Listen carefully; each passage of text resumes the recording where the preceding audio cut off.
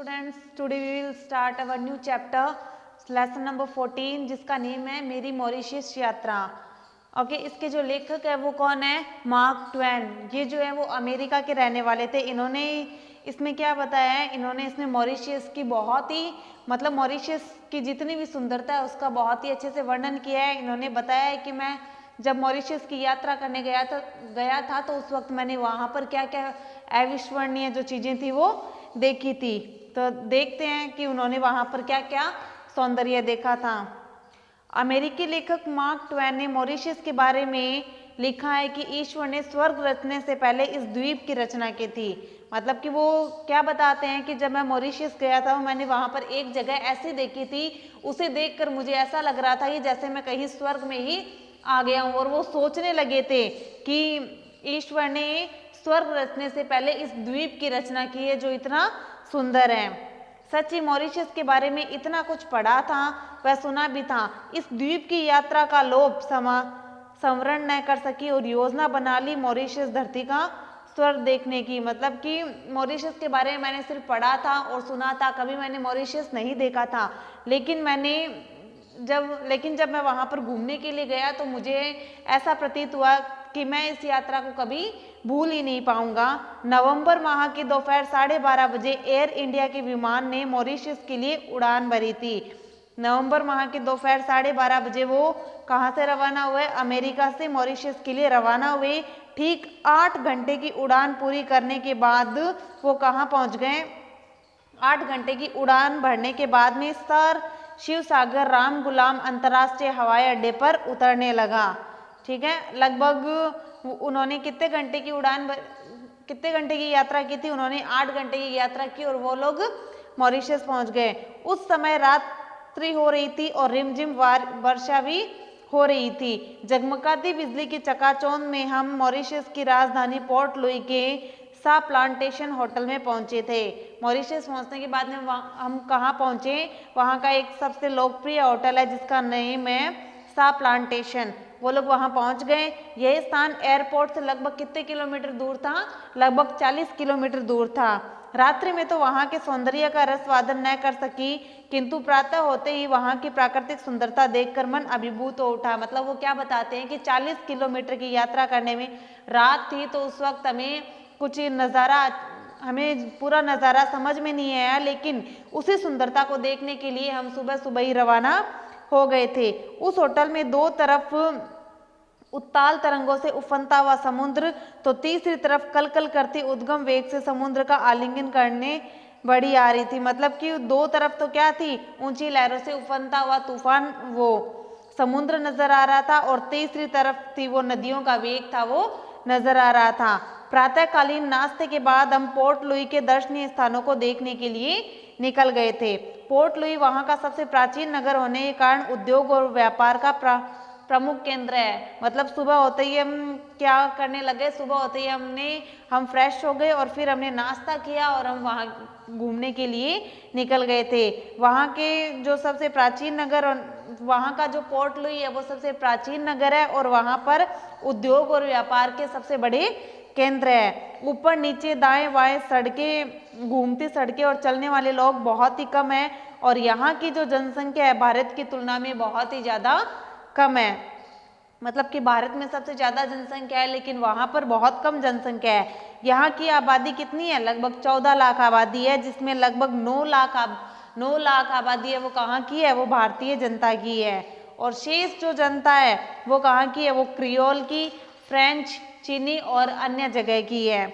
यहाँ मुख्यतः हिंदू, इस्लाम और ईसाई धर्मावलंबी है। यहाँ के लोग कौन से हैं? हिंदू, इस्लाम और ईसाई धर्म को मानने वाले लोग हैं। यहाँ पर अफ्रीकी, चीनी, भारतीय, यूरोपीय और पोर्तुगीज आदि संस्कृतियों का अद्भुत समन्वय वो देखा जाता है। यहाँ क्रियोल, फ्रेंच, चाइनीज तथा अंग्रेजी भाषा भी बोली जाती है और अंग्रेजी यहाँ की राजभाषा है। जैसे हमारे यहाँ की कौन सी है? हिंदी हमारी राजभाषा है, तो वहाँ की कौन सी है? अंग्रेजी राजभाषा है। किंतु अधिक लोकप्रिय वहाँ पर हिंदी भी है और उससे भी अधिक वहाँ की जो लोकप्रिय भाषा है वो कौन सी है? वो भोजपुरी है। यहाँ के जो जितने भी लोग वो कौन सी भाषा बोलते हैं? वो भोजपुरी भाषा बोलते हैं और हिंदी फिल्में वहाँ पर बहुत ही ज़्यादा लोकप्रिय है। पाम्प से मुस यहाँ का एक प्रसिद्ध उद्यान है, वहाँ एक प्रसिद्ध उद्यान है जिसका नाम क्या है, पाम्प से मुश। यहाँ का एक प्रसिद्ध उद्यान है जो अद्वितीय सौंदर्य से भरपूर है, मतलब कि वो उद्यान है वो वहाँ का फेमस है और वो बहुत ही ज़्यादा सुंदर है। क्यों? क्योंकि वहाँ पर छायादार वृक्ष है और लताओं के सघन कुंज है, हरी हरी घास वहाँ पर हमें नजर आती है और पारदर्शी जो सरोवर होते हैं वो हमें वहाँ दिखाई देते हैं। कल कल करती नहरें, सरोवर में रंग बिरंगे पराग जैसे बड़े बड़े पत्ती वाले कमल पुष्प भरे पड़े हैं, मतलब कि कल कल करती वहाँ पर नदियाँ हैं और नहरें हैं और फिर वहाँ पर उसमें कमल के पुष्प, मतलब कि बड़े बड़े कमल के पुष्प है वो नजर आते हैं। पक्षियों का मधुर कलरव जैसे पर्यटकों का स्वागत गीत गाता प्रतीत होता है। जब वहाँ पर हम लोग घूमने जाते हैं तो वहाँ के जो पक्षी है वो उनकी जो आवाज़ें है उन्हें सुनकर ऐसा लगता है जैसे ये पक्षी है वो इन पर्यटकों के लिए, यानी जो वहाँ पर घूमने आए हैं उनके लिए गीत गा रहे हैं। मॉरिशस में अनेक समुद्र तट भी है, एक एक करके लगभग सभी समुद्र तटों पर हम गए थे। कौन गया था वहां पर? लेखक गए थे।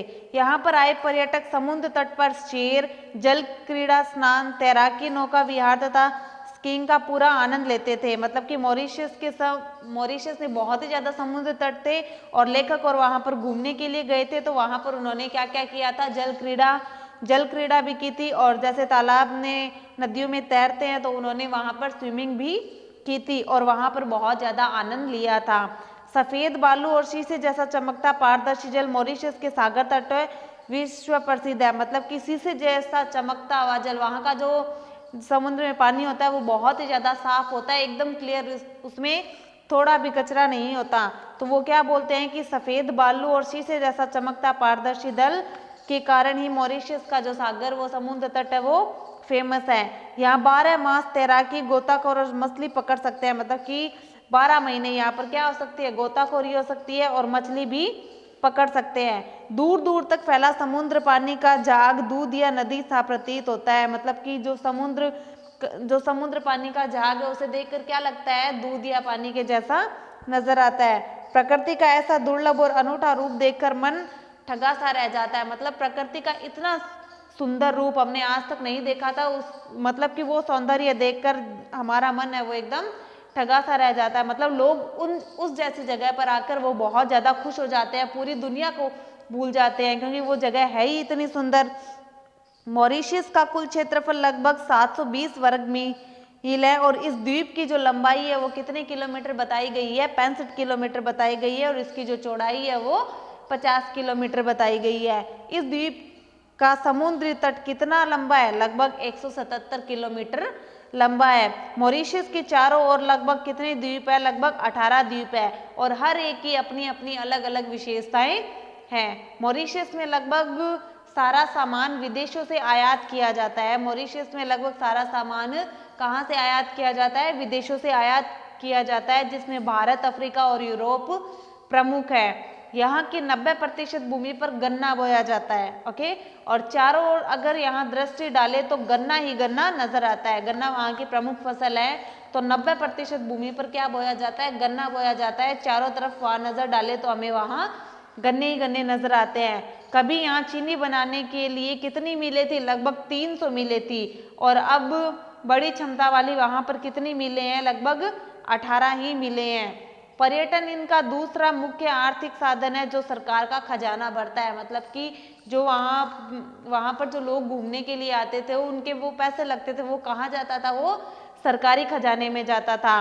क्योंकि वहाँ के जो हिस्टोरिकल मॉन्यूमेंट्स जितने भी है वो किसके अंडर में होते हैं, वो गवर्नमेंट के अंडर में होते हैं। तो जिनको देखने के लिए जो पैसे आते हैं वो गवर्नमेंट के खजाने में ही जाते हैं। तो लेखक क्या बता रहे हैं कि पर्यटन क्या काम करते हैं, सरकारी खजाने को भरने का काम करते हैं, सरकार का वो अच्छा साधन है।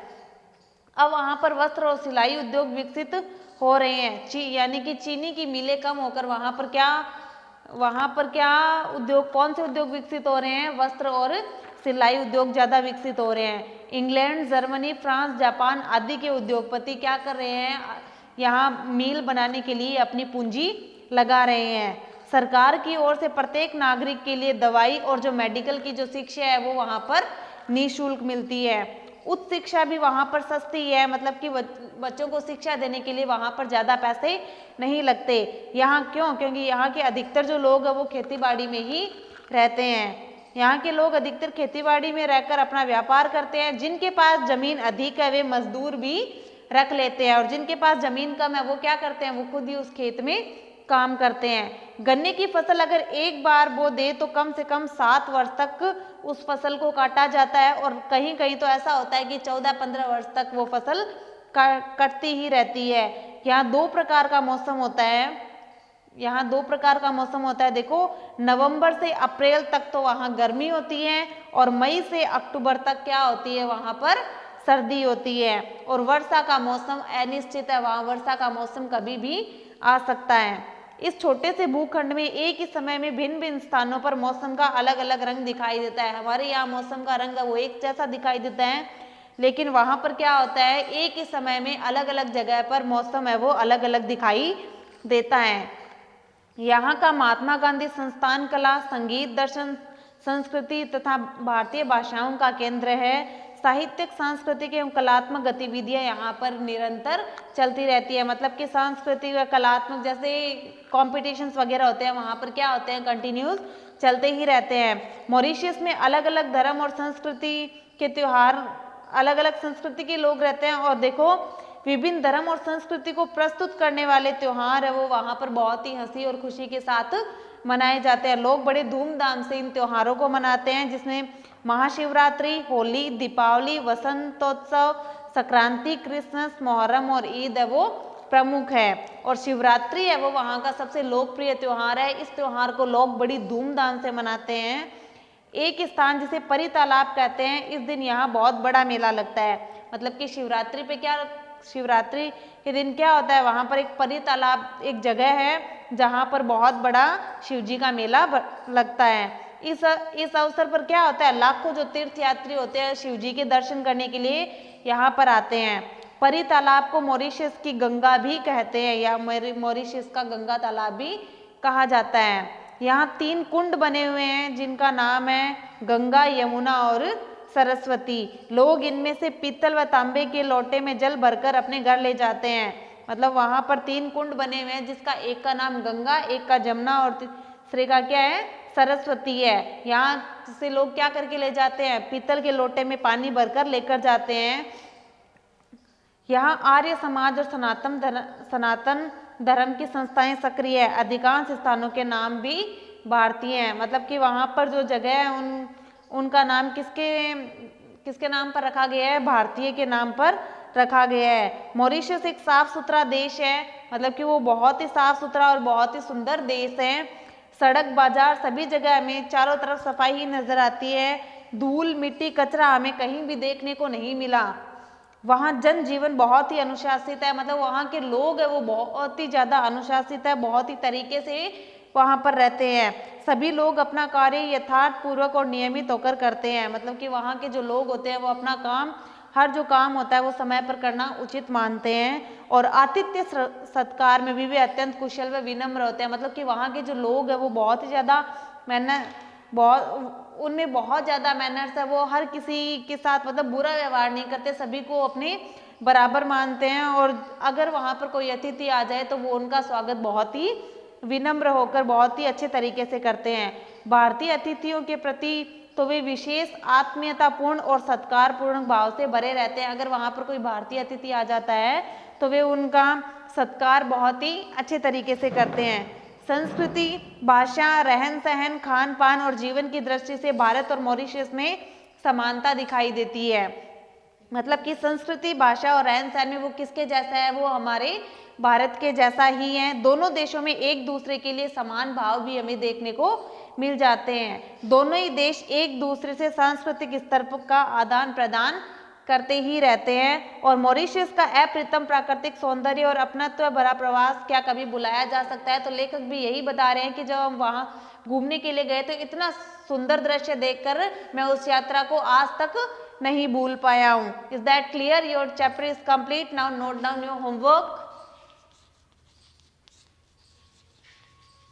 Do word meaning in your notebook. Okay, thank you.